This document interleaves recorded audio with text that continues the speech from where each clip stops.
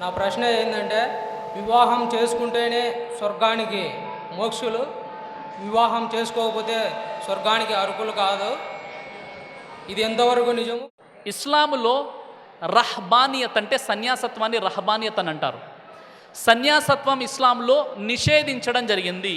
ప్రవక్త మహనీయ సల్లల్లాహు అలైహి వసల్లం వారు ఏం చెప్పారంటే, అన్ నికాహు మిన్ సున్నతి ఫమర్ రగిబ అన్ సున్నతి ఫలైస మిన్ని. నిఖా వివాహం అనేది నా సాంప్రదాయము, ఎవరైతే నా సాంప్రదాయాన్ని తిరస్కరిస్తారో వారు నాలోని వారు కాదు అని ప్రవక్త ముహమ్మద్ సల్లల్లాహు అలైహి వసల్లం వారు తెలియజేశారు.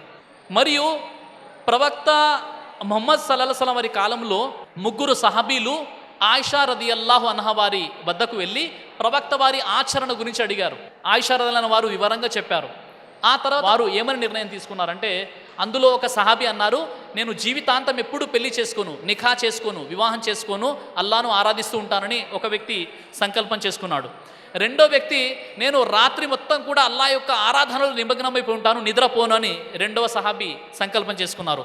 మూడో సహాబీ, నేను రోజు ఉపవాసాలు ఉంటాను సంకల్పం చేసుకొని వెళ్ళిపోతారు. ప్రవక్త వారు వచ్చిన తర్వాత ఆయిషా రదియల్లాహు వారు జరిగిన విషయాన్ని తెలియజేస్తే ఆ ముగ్గురు సహాబీలను మళ్ళీ పిలిపించి ప్రవక్త వారు అన్నారు, నేను వివాహం చేసుకుంటాను, నేను రాత్రుల్లో నిద్రపోతాను, రాత్రి చివరి ఘడియల్లో అల్లాను ఆరాధిస్తాను, నేను ఉపవాసాలు పాటిస్తాను, ఉపవాసాలు విరమిస్తాను.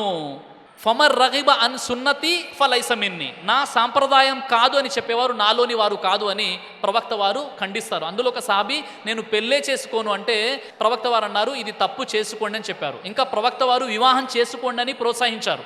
ఏమన్నారంటే, ఎవరైతే వివాహం చేసుకుంటారో వారి ఈమాన్లో సగభాగం వారి విశ్వాసం పూర్తవుతుంది, మిగిలిన సగభాగం కోసం అల్లాతో భయపడుతూ ఉండాలి అని ప్రవక్త మహనీయ సల్లల్లాహు అలైహి వసల్లం చెప్పారు.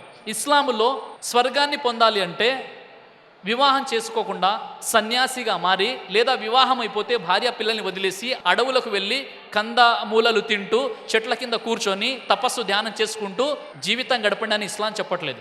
ఇస్లాం అంటుంది, ఈ సామాజిక జీవితంలో మీరు జీవితం గడుపుతూ భార్య పిల్లల హక్కులు కూడా ఉంటాయి, ఆ హక్కుల్ని గుర్తిస్తూ మీరు జీవితం గడిపితే మీకు స్వర్గం అని ప్రవక్త సత్సం చెప్పారు. కాబట్టి ఇస్లాంలో వివాహం అనేది ఉంది, దాన్ని చేసుకోవాలి. సన్యాసత్వం రహబానియత్ అనేది ఇస్లాంలో లేదు. బ్రదర్ సిరాజ్ అని యూట్యూబ్ ఛానల్ని మీరు సబ్స్క్రైబ్ చేసినట్లయితే ఇన్షాల్లా దేవచిత్తం అయితే మీకు మరిన్ని వీడియోస్ వస్తుంటాయి. అదేవిధంగా బ్రదర్ సిరాజ్ అనేటటువంటి ఫేస్బుక్ని కూడా లైక్ చేయడం వల్ల మీకు వీడియోస్ వస్తుంటాయి.